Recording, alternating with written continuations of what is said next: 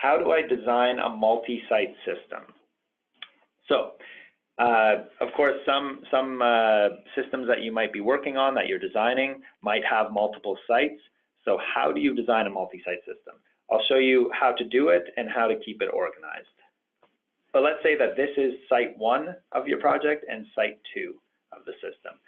The tool that I want to point you here to that will be useful when designing multi-site systems is the area tool right here. So top left of the diagram there, the area tool, if you take that and simply drag out this dotted border around a site, and then you can double click the title of it, site 1, let's say, and you can quickly see that this is creating a visual border, so that helps keep things organized. I'll do that once more over here, site 2.